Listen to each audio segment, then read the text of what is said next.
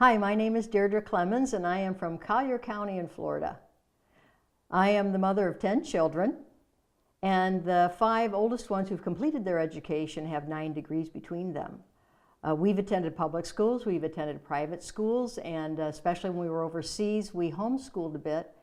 And so I'm a successful educator, and I have picked curriculum. Recently, Pope Francis was quoted as saying, "Educational manipulation of children has its roots in totalitarianism. Schools are becoming re-education camps." I believe our children are being put in harm's way, especially concerning U.S. history, where instead of objective facts, including names, dates, and events, our books are filled with political bias and opinion, with the effect of subverting our children's minds against this republic and our free market system. It is directly opposed to the Florida State Statutes Education Code 1003.42, which states, and I quote, "We must use books and materials that meet the highest standards for professionalism and historic accuracy. American history shall be viewed as factual, not constructed, with arguments in support of our republic's form of government, nurturing and protecting democratic values and institutions, teaching the importance of free enterprise to our economy, and stressing patriotism, responsibility, citizenship, respect, and self-control." I've found a systemic problem in history, and let me show you some examples. Last year at Pelican Marsh in Naples, Florida, the 3rd grade had an assignment named History of Thanksgiving. And in this, in essence, it says Thanksgiving is a hurtful holiday because it stands for the beginning of the end of the Indians. In 8th grade, at Pine Ridge Middle School, they had an assignment called What is an American? And the highlighted part states that any person who wants to be an American already is, even though they've never set foot in this country and live somewhere else. Now, if your child is in a U.S. government class in Naples, their book will be Principles and Practice, and it's in the middle. There's 2 pages comparing capitalism and socialism. It tells that Marx argued the working class was treated unfairly by the capitalist system, and that socialism best protects the workers' rights. It says socialist nations today are generally democratic, and they use the UK as an example, where health care is paid for by the government, and the workers actually have more rights than workers in America. The last paragraph states that the inequalities of capitalism harm the greater good, and that it's fair to provide everyone with their basic needs. I wonder what teenagers think of that when they read that, capitalism versus socialism. Now, if your child is signed up for an AP history course, in this county, there are no prerequisites for this course. This is the only thing you'll be getting in high school, and these are the kids on the fast track to college, the next movers and shakers, the next generation. And this course will tell you that this framework is not a curriculum. It does not consist of a list of historical content like names, events, and dates. Instead, the framework consists of 4 major components, the first of which, historical thinking skills. Now, let me give you a little example of how that plays out. It gives you an example of a long essay question on their website. And this essay question is, some historians have argued that the American Revolution was not revolutionary in nature. A good response to this question could be, and they give an example, could be, no, it was not revolutionary in nature because George Washington, Jefferson, and Adams were just as rich before the war as after the war, that it was basically a war against the elites of England with the elites of America, and nothing changed for Indians, women, and blacks. So it wasn't revolutionary at all.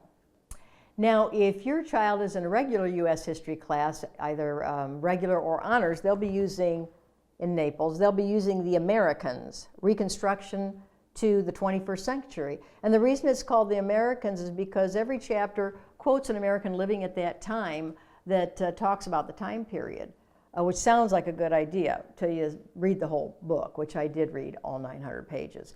It starts out with, you live in the 15th century, now you sense your world is about to change. How will the arrival of this strange people affect your way of life? What can happen when one culture imposes its values on another? I'm not sure U.S. history should start out with a victim of America. And what you'll find out is this whole book is victims complaining about America. Most chapters start with a quote from a quote-unquote victim of American history, and that's why they call this the Americans. They are speaking themselves. I'm not going to show you too many. I've marked this whole book up, but I want to show you the ones that really stand out.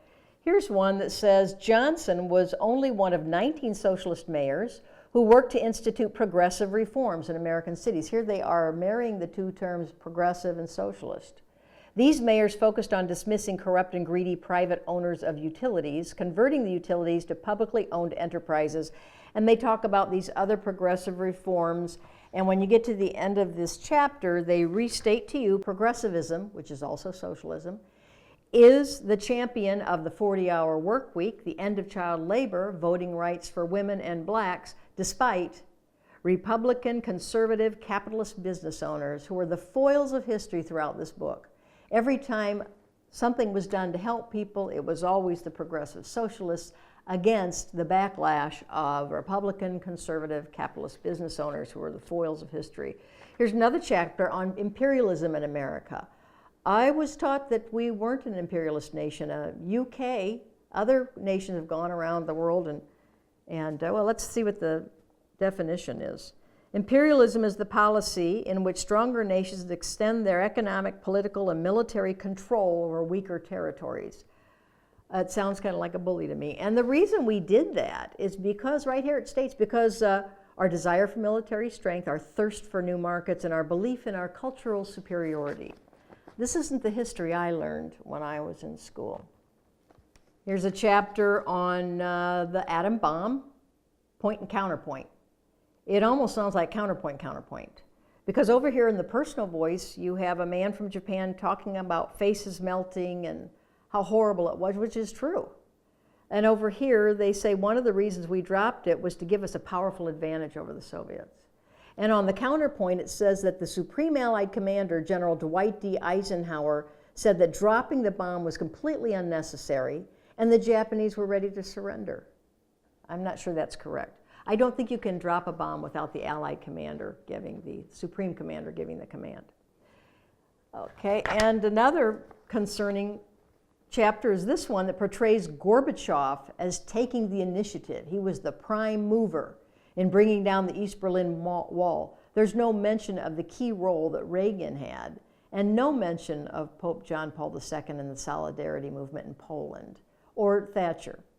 It is all, the credit is all given to Gorbachev. This book is called The Americans because every few pages they quote an American living at that time, and more often than not, it's a disgruntled victim of America, the American system. My opinion is it's a myopic and unbalanced presentation through the lens of the victims of our culture, Indians, Africans, African Americans, women, Latinos, and immigrants.